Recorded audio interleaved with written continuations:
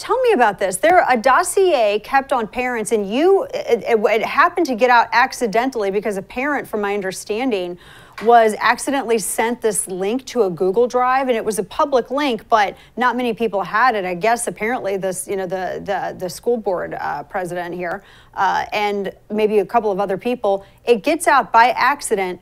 You're looking at it. Other parents are looking at it. And you will start seeing your names. And from what I understand, social security numbers, pictures and video of your children.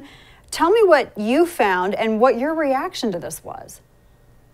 Yeah, hi Dana. It was terrifying, honestly. The school board president, Jan Michael Greenberg, in an unsolicited email to several parents in our district, sent a screenshot of his desktop with that URL. And we honestly didn't look at it for a long time because we didn't think somebody would be so stupid as to provide a link to a digital dossier without password protecting it. So we eventually followed that link, and it was a treasure trove of horrifying and shocking information. There's body cam footage of Mark Greenberg, his father, stalking me and talking about concealing his identity and intimidating me, along with my financial records and background checks for 47 other different parents. And like you said, photos of my 8 and 10-year-old and my friend's 13-year-old girl. Wow. And what did he feel the need to keep this? From what we understand from what's reported, these were parents who were just objecting, as parents have the right to do, to weigh in on mask mandates and vaccine mandates or CRT or any number of other issues. Parents have the right to do so. But yet, apparently, he took exception to this. This is why they kept this information on you all? Yeah, it's not clear. He's still denying having any knowledge of it, even though he's the one who gave us the link. So it defies logic. But we had banded together last year and created a group of parents who wanted increased transparency with the district. We started going to board meetings and asking questions.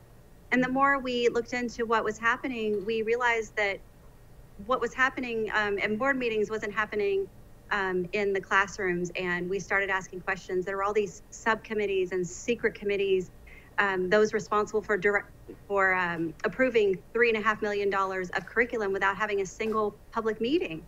So we wanted to know why we were being excluded, and we wanted a seat at the table. We were met with resistance, and this Jan Michael Greenberg took it to the next level and put a target on our back. And it doesn't stop there. We believe that the Vice President, Julie Sanowski, and Superintendent Scott Menzel are also implicated in this. Wow. And all of these individuals they had this information, were able to how did they get this information? You said it had your Social Security, your financial details. How did they even get this information? He went to a lot of effort. The troubling part of this was the amount of time that he must have spent researching us. I mean, the property records on my homes are public record, but he looked up the deeds and background checked us, and a lot of this stuff is public record, but he was curating it. And for what legitimate purpose? He doxed us, and for what reason? He was sharing this link with other people. We don't know who all had access prior to us having that information. But the most troubling thing that I found was we have a single mom in our group, and she spoke at a medical freedom rally. He looked up her nursing license and then filed a complaint and saved the complaint number as a screenshot in that. Trying to hurt a working mom who just wants to support her child and speak up against or speak in favor of medical freedom. And she has a medical background, and he decided to do this. I can't imagine as a parent having my children in a school, and I know that this is something that you all, I can't imagine what you're feeling with this, knowing that you have a school board president who doesn't really seem at all whatsoever to have the best interest of your children at heart and is downright hostile. And his father was even involved, apparently, in obtaining some of this information.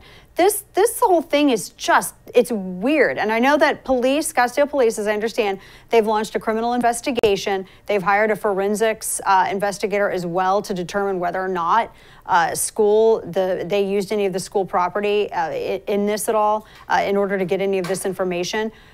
Can you tell us, is he still in his position? And how in the world can the school really expect to have good relations with parents when this is the school board president and he's adamant that he was either justified or didn't do it, even though the evidence says otherwise?